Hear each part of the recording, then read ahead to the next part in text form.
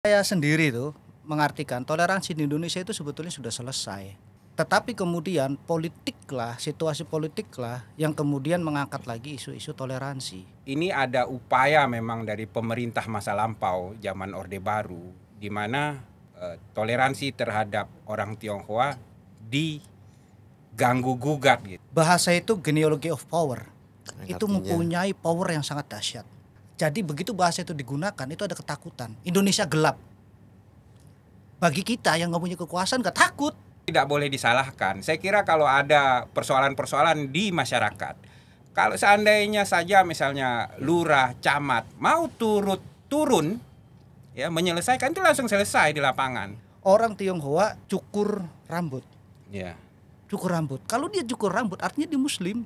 Sampai saat ini pun akibat dari upaya Orde Baru di masyarakat masih kita lihat orang Tionghoa ini seperti berhadapan-hadapan misalnya dengan Islam lah.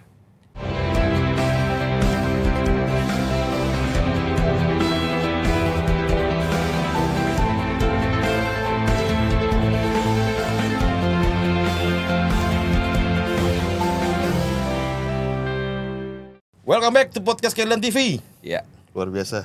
luar biasa. Ganteng banget hari ini. Pengen dipanggil Pak Prabowo.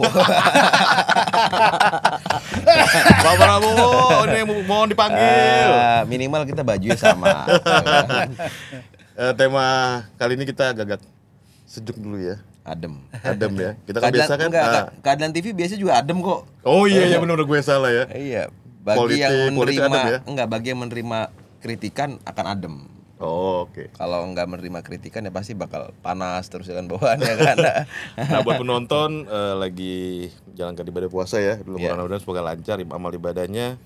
Kita sejuk dulu menjelang Hari Raya Idul Fitri ya. Iya. Atau pas ini nanti rilis mungkin udah Idul Fitri. pas Idul Fitri ya. Iya. Dan di kesempatan kali ini kita mengundang kembali satu sosok dan sosok yang baru luar biasa ya. Iya. Katakan Bang, siapa nih Bang? Temu kita Bang. Jadi hari ini kita kedatangan dua tokoh bangsa. Waduh, patah kali kan. Yang satu tak lain tak bukan Koh Azmi Abu Bakar. Sehat Koh? Sehat. Kalau kita Horas Bang. Horas. Yang kedua senior guru saya nih, saya datangkan langsung dari Cirebon. Luar biasa. Romo Ali Hasim. Sehat Romo? Sehat. Jadi kedua ini ada kesamaan. Pertama ada Koh Azmi Abu Bakar. Saya kemarin ngomong ke Romo, saya bilang, saya dipanggil nama siapa? Koh Azmi, nama lengkapnya Koh Azmi Abu Bakar. Lo kok Arab banget tapi Koh katanya.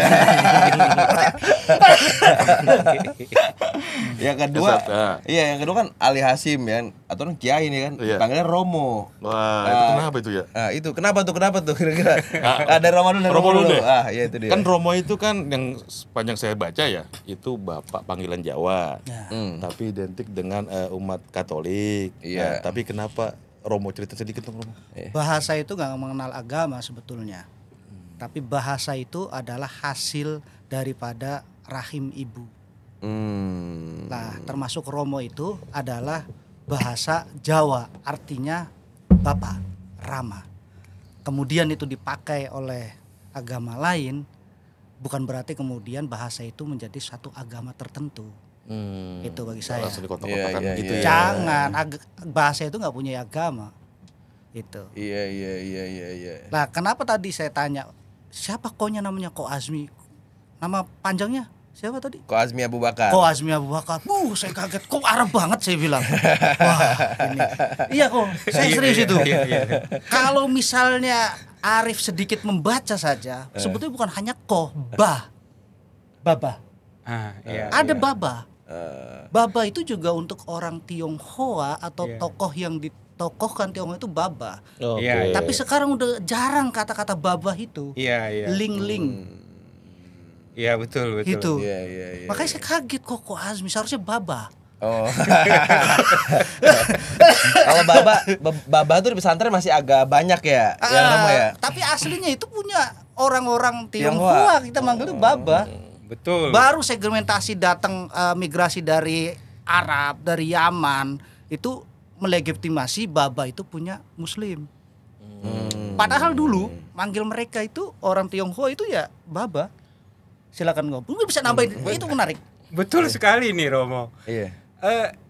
Justru saat ini yang masih memakai istilah baba itu di Semenanjung, di Malaysia, Singapura. Ya. Jadi mereka untuk laki-laki baba, untuk yang perempuan nyonya. Nyonya. Jadi baba nyonya. Jadi ya dulu ternyata kita juga memakai ya di Cirebon, Majalengka ya. Iya, baba.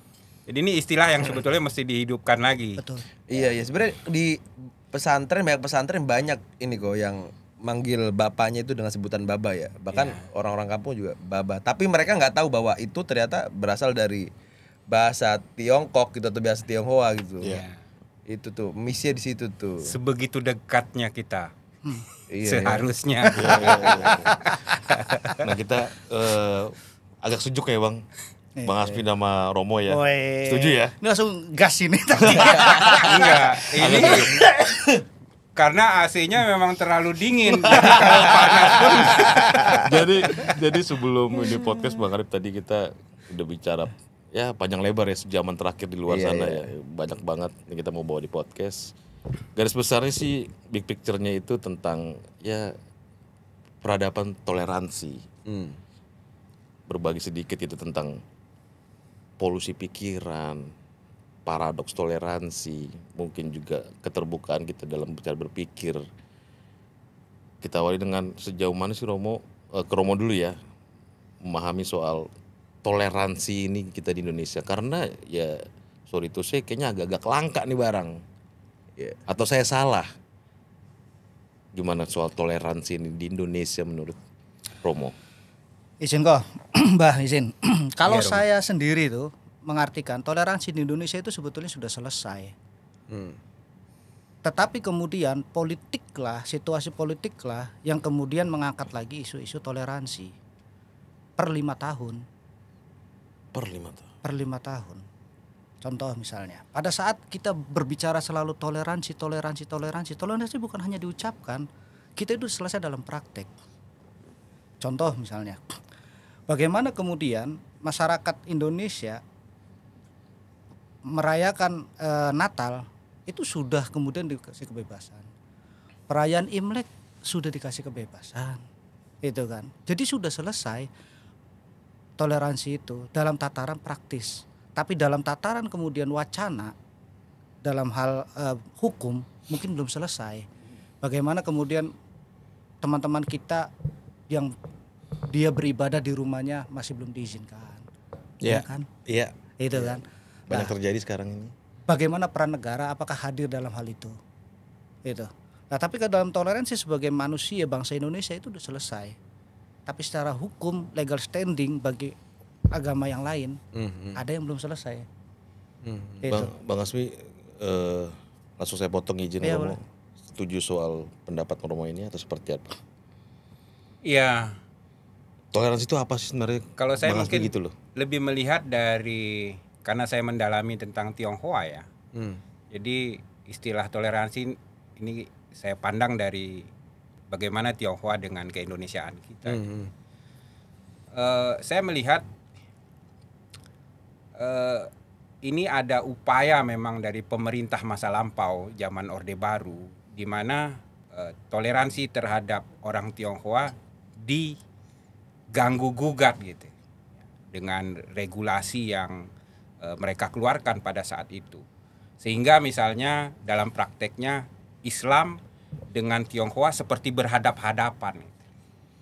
Oke. Jadi disinilah sebetulnya peran pemerintah dalam membuat suasana menjadi seperti ini. Ini masa lalu ya, zaman Orde Baru ya. Iya. Sehingga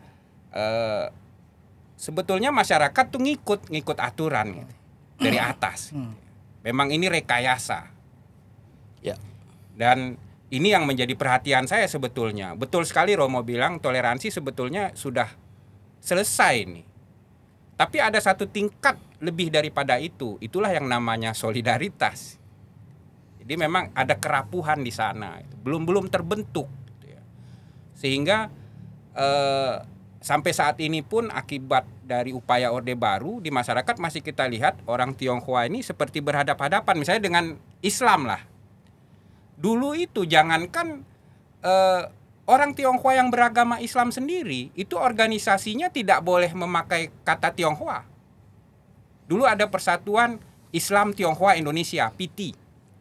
Nah, tahun 1961 dia berdiri. Tapi tahun 1972 harus berubah namanya. Nggak boleh ada istilah Tionghoa. Jadi pembina ilmu tauhid Indonesia. Hilang kata Tionghoanya. Kata Tionghoa hilang. Nah, ini yang menurut saya memang ini sistematis. Iya. Mungkin itu dari Betul. Emang sebahaya apa sih ketika kata atau bahasa itu dipropagandakan gitu bagi suatu bangsa? Gini Bang, Romo. bahasa itu genealogy of power. Yang Itu artinya- mempunyai power yang sangat dahsyat. Jadi begitu bahasa itu digunakan, itu ada ketakutan. Indonesia gelap. Bagi kita yang nggak punya kekuasaan nggak takut, tapi bagi orang yang punya kekuasaan itu takut. What's wrong? Sama halnya dengan kata-kata Tionghoa itu ada ketakutan. Tionghoa pertama kali datang ke Indonesia itu adalah menjadi subjek. Dia berdiaspora, dia bermigrasi ke Indonesia. Bukan hanya di Indonesia, tapi di Asia Tenggara. Oke. Pada saat itu belum bernama Indonesia Bang ya. ya, Mana Nusantara. Ada negeri Campa, ada Burma, ada Nusantara, Jawa Dipa datang. Katakanlah di pesisir pada saat itu. Ya kan? Mereka menjadi subjek.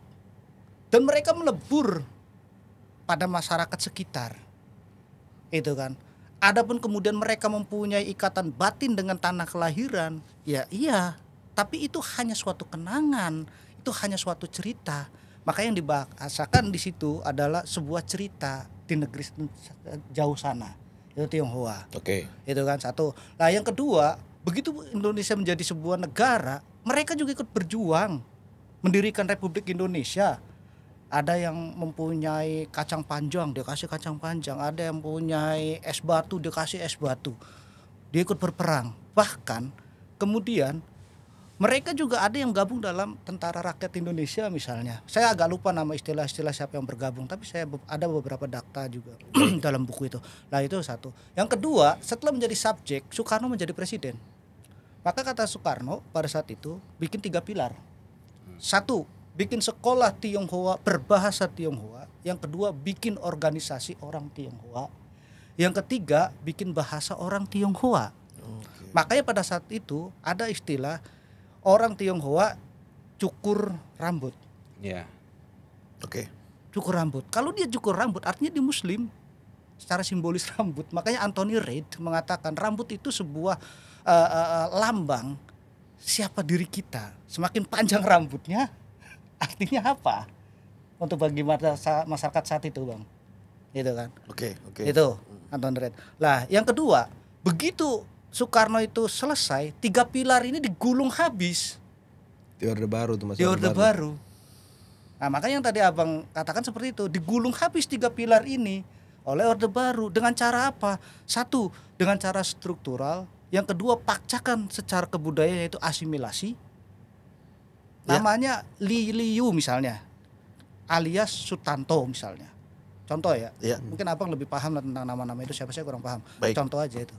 Lah artinya apa? Segala sesuatu yang dipaksakan menjadi sesuatu itu nggak baik.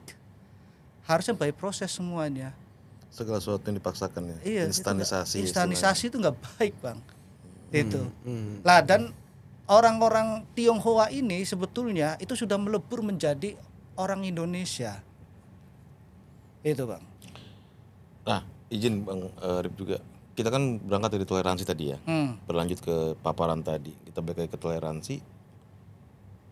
Tadi kan Bang Romo bilang toleransi udah selesai. Ya. Tapi sekarang masalahnya di penerapan hukum ya. Ya. Dan pemerintah Iya. di mana menjadi penguasa pimpinan ya. Iya. Akar rumput selesai. Akar rumput selesai. Selesai. Apa yang jadi catatan Romo pemerintah kita masa ke masa ini, masalah toleransi ini nggak menjadi perhatian khusus? Itu kartel politik dan ada yang selalu dikorbankan. Siapa jadi Atas korban? nama minoritas, agama, rasial itu selalu dikorbankan demi kartel politik. Dulu yang kanan itu selalu kita serang, begitu menjelang pemilu yang kanan itu kita rangkul. Berat nih. Politik lagi kita ngomongin ya. Mau nggak mau Ada, ya? Bang. Mau nggak Itu mau ya? multikultural. Kita teriak multikultural gitu kan. Dan korbannya kita. Korbannya kita juga, Bang. Bang Hasbi gimana, setuju Bang? Ya, Toleransi ini digerus selalu oleh kartel politik. Dari masa ke masa menjadi gorengan terus atau gimana? iya, saya melihat memang politik ini berperan aktif ya dalam menggoreng masalah ini. Ini satu sumber daya untuk mencari suara lah kira-kira Nah, itu ya. maksud saya. Karena keberpihakan dengan A dianggap menguntungkan bagi pihak politik lah begitu. Ya. Jadi ini masih laku memang. Ya. Ini masyarakat memang tidak boleh disalahkan. Saya kira kalau ada persoalan-persoalan di masyarakat, kalau seandainya saja misalnya lurah, camat mau turun ya menyelesaikan, itu langsung selesai di lapangan. Tapi kan mereka lepas tangan nih kebanyakan. Iya, iya. Sehingga masalahnya jadi skalanya jadi nasional. Persoalan-persoalan yang seharusnya selesai di tingkat lokal, Iya. itu kan bisa oleh aparat di tingkat terbawah. Ya misalnya masalah aktivitas keagamaan gitu ya, yang kemudian menjadi besar, itu kan sebenarnya bisa diselesaikan sama Pak RW, sama Pak Lurah. Di level itu cukup. Ya, tapi dianggap wah ini jadi basis nih, gitu. Iya. Jangan macam-macam yang lain. itu maksudnya. Nah, lebih ke sana yang Romo, yang saya tangkap Iya, ya. iya, iya. Penggorengannya terlalu besar ya kok di Indonesia ini maksudnya. Jadi kita bisa masak kapanpun gitu loh. Ada isu ini Iya, dimasak. apa dalam yang politik. terjadi di satu tempat, Iya. kemudian dia digeneralisir bahwa Iya. itu juga terjadi di tempat lain, padahal enggak. Iya. Gitu. Misalnya di Aceh lah, hal-hal seperti itu jarang terjadi. Kan orang kok bisa di Aceh bisa aman? Hmm. Kan bingung orang. Hmm. Di Aceh itu kalau ada persoalannya kayak gitu langsung diredam. Di tingkat bawahnya. Di tingkat bawahnya Nggak langsung sampai diredam. kedengaran seluruh Indonesia gitu. Apa doktrin di Aceh? Kenapa bisa seperti itu kok? Iya. Beda dengan DKI misalkan. Ya ini kan masalah apa namanya kearifan masyarakat setempat ya. Jadi bahwa perbedaan itu adalah satu hal yang biasa saja gitu. Nggak mesti itu dipersoalkan. Jadi ketika ada yang berbeda itu nggak masalah kok. Kalaupun kemudian ada konflik itu cepat dipertemukan, didamaikan gitu. Nggak melebar kemana-mana. Nah itu menurut saya sebetulnya ada juga di daerah lain. Cuma barangkali begini, karena di kota-kota besar terutama banyak pendatang, mungkin tidak terregistrasi gitu. Iya, iya. Mereka pindah tapi KTP-nya masih di mana? Mereka juga tidak ikut kegiatan masyarakat. Nah, ini juga persoalan kita di bawah ya. Iya. Sehingga, Iya. Di Indonesia tuh ini ya Pak. Kalau ada istilah setiap zaman ada orangnya, setiap orang punya zamannya. Di Indonesia tuh setiap pemerintah ada ormasnya, setiap ormas ada ini aja. Jadi setiap pemerintah tuh ormasnya beda-beda gitu yang ditonjolkan apa gitu ya. Iya kan sih kok. Oh, pemerintah ini ormasnya ini yang aktif, besok ganti pemerintah, ganti ormas gitu loh.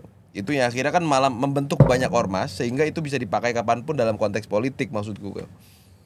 Meskipun ya saya sepakat toleransi udah selesai. Makanya saya agak menentang ketika beberapa kementerian buat program dengan miliaran menghabiskan uang dengan ngomongin toleransi gitu. Ya, contoh, Mas Romo ya. Iya, siapa? Saya misalnya mengelola museum pustaka peranakan Tionghoa. Iya. Ini kan sering orang anggap, Bang, memang nggak ada masalah gitu. Jangan lihat itu sebagai suatu masalah. Ketika orang berpandangan berbeda, itu sebetulnya asupan informasi yang ada di kepalanya yang harus diluruskan. Jadi ketika misalnya informasi tentang Tionghoa mereka terima yang salah, kan itu yang menjadi isi kepalanya. Betul, horizonnya. Nah, saya yang kemudian ajak ketemu, ajak ngopi. Saya kan juga punya asupan informasi yang bisa dia terima. Biasanya selesai. Nggak perlu menjadi perdebatan panjang. Dan hampir semuanya selesai kok baik-baik. Yang tadinya berpandangan negatif jadi positif, malah mensupport. Ya kan? Wah benar nih. Tadinya mungkin anti gitu. Abang kok mendukung Tionghoa? Bukan begitu ceritanya. Dia salah. Nah ini kan justru menjadi ladang kita berdakwah ya. Ya jangan dilihat dijauhkan atau wah ini bahaya ini, nggak boleh begitu. Justru dia yang akan berdiri di depan nanti karena ada rasa bersalahnya juga. Ada pertobatannya. Bangsa kita kurang diskusi ya, kurang baca. Yang akhirnya definisi atau rohnya toleransi itu kita jadi ada kebingungan sendiri. Setuju nggak soal itu pandangannya Romo? Ya setuju, kurang lebih seperti itu. Karena gini, kita bagaimana mau berdiskusi kalau memang kita asupannya kurang? Bagaimana kita dapat asupan kalau kita tidak membaca? Otak kita itu vitaminnya adalah baca buku, gitu. Nah dari baca buku itu kemudian menjadi suatu dialektika. Dari dialektika itu akan menjadi sebuah perdebatan yang sangat sengit, kemudian menjadi suatu keputusan. Itu. Orang-orang Indonesia dulu itu orang hebat semua. Bagaimana kemudian pertempuran ideologi Indonesia mau dibawa kemana? Saya orang Muslim, saya orang Kristiani, saya orang Hindu, mau dibawa kemana negara kita ini? Perdebatan di masa lalu. Perdebatan di masa lalu. Oke. Mereka bukan hanya membawa emosional dan keimanan, tapi mereka membawa sebuah pengetahuan. Itu dari bacaan. Itu. Nah, literasi itu penting. Gitu loh. Nah, sama halnya kemudian pada saat kita mentoleransi orang Tionghoa. Sementara kita itu kan produk yang memang dihasilkan dari pasca 1965.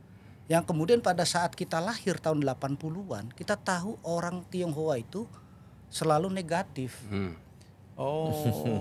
Karena kita produk kebudayaan yang diciptakan melalui PFI, Perfilman Indonesia, melalui kebudayaan Mani Kebu misalnya. Kebudayaan Benturan itu. Ada putus di situ ya. Terputus dari 1965. Kompresor itu udah disiapkan. Itu. Lah, makanya kan tadi di awal saya katakan, orang Tionghoa datang ke Indonesia itu adalah mereka begitu nyampe ke Nusantara, mereka selepas semua. Tidak menjadi orang nomor satu, bahkan mereka nggak mau dikatakan saya orang turunan. Berbeda dengan orang turunan sebelah, orang seberang, gue orang turunan nih. Tapi orang Tionghoa nggak mengatakan itu. Dia melebur. Saya Indonesia. Gitu. Saya Indonesia, saya Nusantara. Itu. Dan pertama kali mereka datang ya di pesisir. Kan dibagi menjadi beberapa segmentasi perjalanan. Yang pertama misalnya, itu kan di pesisir. Kemudian yang kedua dibawa oleh orang-orang Eropa. Ketiga dibawa oleh orang Belanda. Penempatannya pun berbeda. Kalau pada saat itu adalah menggunakan jalurnya, yaitu jalur sutra, menggunakan arah angin selatan, dia menepi dulu ke Indonesia, ya adanya di pinggir-pinggir pantai. Tapi pada saat kemudian kolonial datang, mereka ada di tengah-tengah, bikin sebuah bandris, batas. Makanya rumah-rumahnya kan ada batas-batas itu loh, Bang. Tapi pada saat pertama kali datang yang di Pantura, itu nggak ada bandris mereka. Mereka bener-bener orang pribumi, bukan orang lain. Lah, kita lahir tahun 80, kita tahunya mereka itu beda dengan kita. Gitu. Ngeri kan? Itu produk kebudayaan, Bang. Padahal dulu artinya beda, is nothing, maksudnya biasa aja gitu kan. Biasa aja, lu bayangin. Sunan Gunung Jati itu nikah dengan orang Tionghoa namanya Ong Tin. Meskipun dalam catatannya itu belum ditemukan, tapi secara sejarah lisan itu diceritakan. Namanya Ong Tin. Bahkan lebih ekstrim lagi, Sunan 9 yang ada di Jawa itu adalah orang-orang Tionghoa. Meskipun itu dipertanyakan secara akademisi, tapi itu bagus sebagai sebuah dialektik. Mau tidak mau pada saat itu Indonesia belum ada, masih Nusantara. Nusantara itu negeri campa. Negeri Campa. Dia Campa emang ada, Campo Iya, atau dari Campa. Campa. Campa. Ya. Itu Campa, Semenanjung itu. Lah kemudian kenapa kemudian mereka dihilangkan, seakan-akan dihilangkan itu. Iya. Mungkin Pandangan Bang Asmi Bapak bagaimana bisa menjelaskan tambahkan? itu. Ya, yang dimaksud dengan Romo tadi kan ada pemukiman yang kita kenal dengan pecinan di setiap Ya, wilayah. Pecinan ini kayak Chinese Town-nya lah ya. Jadi ada di setiap wilayah. Memang dulu itu nggak ada. Ya. Jadi ya hidup bersama-sama gitu kan. Kemudian memang kolonial Belanda itu menempatkan orang Tionghoa dalam tempat-tempat yang dibatasi dengan masyarakat setempat. Gitu. Jadi mereka tinggal punya pimpinan sendiri, kan? Punya aturan sendiri, bahkan hukum sendiri mereka kan. Jadi memang betul-betul dibuat terpisah. Yang tadinya memang itu menyatu, berabad-abad kan. Iya. Datang kolonial dipisah. Bisa. Inilah yang sebetulnya dilanjutkan oleh Orde Baru. Ketika Republik ini berdiri, itu Bung Karno sudah berupaya membongkar apa yang pernah kolonial lakukan gitu. Jadi kita semua setara gitu. Kita sudah menghilangkan perbedaan ya. Bhinneka Tunggal Ika istilahnya. Iya. Ya kan, saling menghargai perbedaan gitu. Nah, Orde Baru kemudian melanjuti apa yang kolonial lakukan. Yang sebenarnya dibuat sama Soekarno itu ya. Iya. Bung Karno iya, udah membuat membongkar. seperti masa sebelum kolonial datang. Iya. Ya. Ras, golongan, suku itu udah borderless. Iya. Ya. Nah, Orde Baru menghidupkan itu kembali, terutama untuk Tionghoa ini. Kata Tionghoa pun dirubah menjadi Cina. Iya. Cina antara negara Cina dengan Cina yang orang suku Tionghoa di Indonesia tuh nggak ada bedanya sebutannya, Cina sama. Iya. Jadi Tiongkok juga jadi Cina. Iya. Nah, kemudian tadi misalnya yang orang Tionghoa Muslim sendiri itu nggak boleh pakai kata Tionghoa, diganti Tionghoa jadi Tauhid. Iya. Itu yang Muslim, apalagi yang bukan Muslim. Jadi seolah-olah Tionghoa ini sesuatu yang bukan Indonesia. Iya. Nah, begitu deras informasi negatif tentang Tionghoa sejak itu tadi yang digarisbawahi Romo. Jadi kita ini melulu negatif tentang Tionghoa. Bahkan di kalangan orang Tionghoa sendiri, ketika dia misalnya beragama Islam, itu nama Tionghoanya sendiri juga udah diganti kan gitu. Padahal nggak ada urusan antara nama Tionghoa dengan nama Muslim. Iya. Ya. Benar, Dan dulu juga Sutanto tadi ya contohnya. iya. Ya di Tiongkok sendiri banyak orang Muslim. Lebih dulu mereka Muslim daripada di Nusantara. Kan? Dan masih memakai nama-nama Tionghoa. Dipanggil Koko juga banyak yang nggak mau. Saya kan dipanggil Kode. Iya. Kode ini Koko gede, Romo. Gede. Jadi ada saya di Tangerang. Saya panggil juga saudara saya yang dari Tangerang. Saya panggil Kode. Kode. Dia agak gimana gitu. Lalu dia bilang, Kode, jangan panggil saya Kode. Bingung saya. Yang harusnya Kode kan dia. Kan gitu. Ternyata dia sudah Muslim gitu. Nah, ini tentu tidak semua ya. Ada kekhawatiran dia, berarti dia belum Islam ketika masih menyandang istilah-istilah Tionghoa. Ini ada di kalangan Tionghoa sendiri ada. Mereka masih ketika Islam berarti sudah harus ditinggalkan tuh budayanya apa segala macam. Masih ada ya seperti itu. Iya. menariknya tadi misalkan apa namanya, kalau saya akhirnya highlight misalkan ya, Orde Baru itu membenturkan antara kelompok Islam dengan Tionghoa. Yang kedua misalkan Romo tadi agak ekstrim juga, Wali Songo banyak orang yang mengatakan itu dari Tionghoa juga.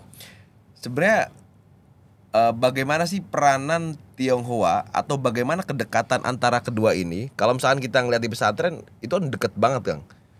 Begitupun Ko Azmi pernah bercerita tentang Aceh yang akhirnya pengen haji itu dibantu oleh orang-orang Tionghoa melalui kapal dan sebagainya gitu. Saya pengen di pesantren dulu. Jadi setiap Imlek itu, Lejer, itu teman-teman Tionghoa datang ke pesantren itu. Terlepas itu jasanya Gus Dur dan sebagainya ya. Itu gimana tuh, Romo Ali? Gini ya. Jadi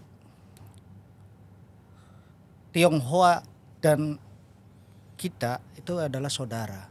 Bahkan pada saat kamu punya anak kecil, kemudian di belakang pantatnya itu warnanya biru, itu menandakan kemungkinan besar genetik kamu itu adalah Tiongkok.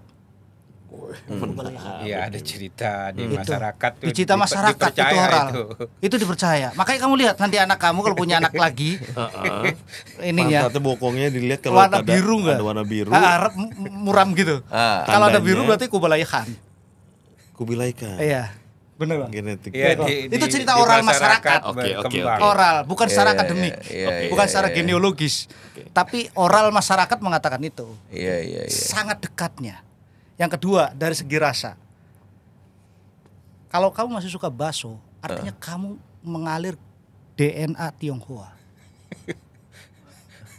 Baso ya. Kenapa bakso? Wih tahu. Kuitiao. Mie. Iya mie. Berarti darah lu masih Tionghoa. Ini Tapi kalau lu Obama kemudian sukanya spaghetti, kemudian lu lebih suka kekebuli gitu kan.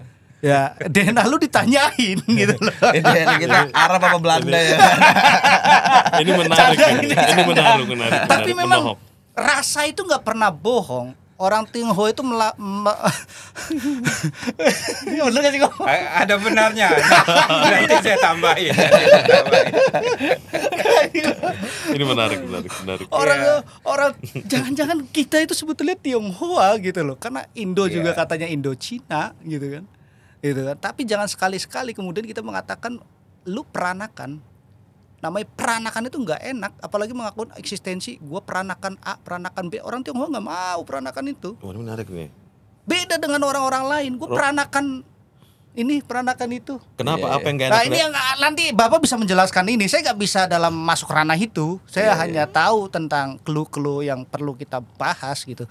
Dari pandangan Romali kenapa nggak kurang sepakat dengan istilah peranakan, nggak enak? Baba dulu aja yang cerita. Oh siap. Kita akan Lebih tambahkan alternatif.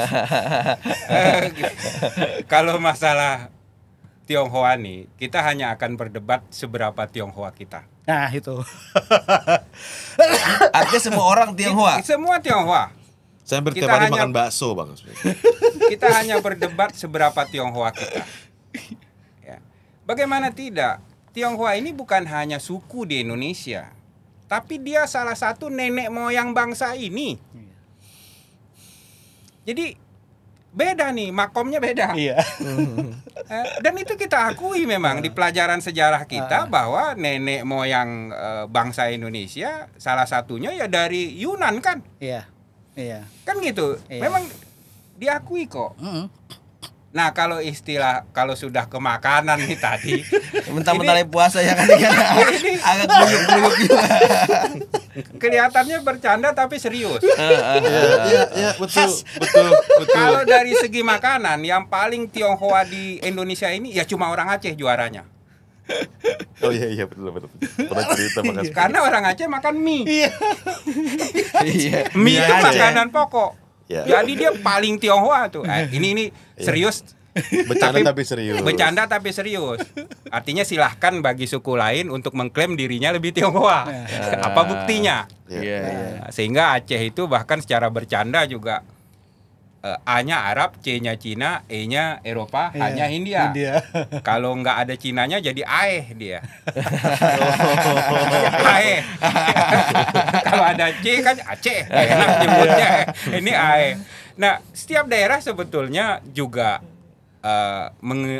memiliki kandungan ketionghoaannya masing-masing. Seberapa Tionghoa kita. Jadi kita nggak bisa menepis lagi. Nah, inilah yang upaya Orde Baru melakukan itu, memutus mata rantai kita dengan saudara kandung tadi, orang Tionghoa, bahkan nenek moyang kita, sehingga seperti alergi. Seperti alergi. Ini bukan orang kemarin sore ini ya. Apanya? Nenek moyang berarti udah jauh banget berarti kok. Udah jauh. Dan tadi ketika bicara Wali Songo tadi, ya kan ada perdebatan dulu tuh. Sekitar 1968 keluar satu buku karangan Profesor Slamet Mulyono. Itu runtuhnya kerajaan Hindu Jawa dan bangkitnya negara Islam ya waktu itu. Itu 68 langsung dilarang oleh Orde Baru. Karena pada waktu itu Profesor Slamet Mulyana dalam bukunya tersebut mensinyalir sebagian dari Wali Songo itu Tionghoa. Di buku itu tuh? Di buku itu. Sebetulnya ada buku 6 tahun sebelumnya. Itu tentang Sunan Ampel. Sunan Ampel ini nama lainnya Mahuan. Itu ya. Nah, itu juga itu di museum ada koleksinya. Romo nanti boleh siap main sana. Berkunjung lihat. Itu sudah ada diskusi tentang bahwa orang Tionghoa punya peran besar dalam berkembangnya Islam di Nusantara.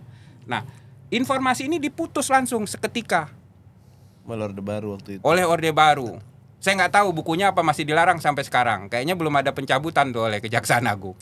Ya kan? Tapi kok Asmi punya? Ada. Ada. Jadi memang itu buku sumber yang menjadi perdebatan. Sebetulnya Orde Baru itu menurut saya lagi-lagi memutus perdebatan akademis ya.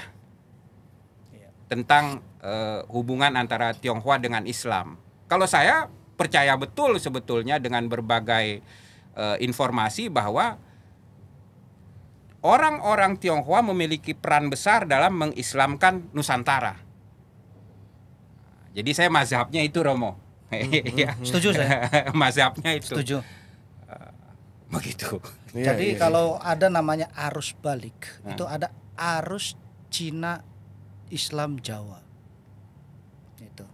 Arus balik itu punya pram. Arus Cina Islam Jawa. Yang dibawa oleh siapa namanya? Laksamana Cheng-ho. Arus Cina Islam Jawa. Arus Cina Islam Jawa. Cheng-ho dia datang ke Indonesia ke Nusantara. Lah, kita lihat misalnya kan Cheng-ho itu kemudian menyebarkan Islam. Ya, mendirikan masjid di samping kelenteng, kata sekarang masjid udah nggak ada. Tapi kan dia dipercaya hal-hal itu ada gitu dan pernah ada. Lah, kemudian yang kedua, utlubul ilma walau bisin. Bisa dikatakan hadis, bisa dikatakan peribahasa. Oke. Ya kan? Belajarlah kamu sampai ke negeri Cina. Sin. Ya kan? Itu pesannya Nabi. Itu peribahasa boleh. Karena kalau hadis pun itu katanya doif. Tapi poinnya adalah pada saat itu kita bayangkan utlubul ilma walau bisin. Arab itu adalah wilayah yang sangat gersang. Sin itu sangat jauh. Imajinasinya kayak apa sih yang namanya Cina? Kok orang-orang Cina udah pada jualan sutra di Mekah, di Madinah. Orang Cina udah datang ke sini ya. Coba kamu belajar sana. Jadi kan masih gelap Cina itu. Makanya suruh belajar ke sana. Dan itu terbukti peradaban tertinggi itu diantaranya Cina. Apa yang nggak ada di Cina? Ya kan? Ya. Ya. Bekam, Feng Shui, itu kan. Taekwondo, terus kungfu. Dia datang ke Indonesia diganti bela diri bahasanya. Silat ya. Ya ini anekdot aja ya. Ya. Nah, artinya gini. Londo lungo tinggal Cino. Oke. Belanda pergi tinggal Cina. Jowo tinggal separuh. Artinya apa? Cina ya Jowo, Jowo ya Cina. Makanya di Lasem ada batik di Cirebon, batik Megamendung. Itu inisiatornya Cina itu. Gak bisa dilepaskan. Ya. Itu deket banget ya. Deket banget. Iya. Makanya bener pertanyaan dari Ko Azmi tadi, kita bertanya seberapa Tionghoa kita. Ya. Iya kan Ko ya? Betulnya itu. Tidak lagi menampik, ya, tapi harus menerima. Mungkin saya 70%, Bang Arif 30 lah. 30. Ini 10 lah ya. Tinggian kayaknya. Karena tiap hari makan bakso sama mie.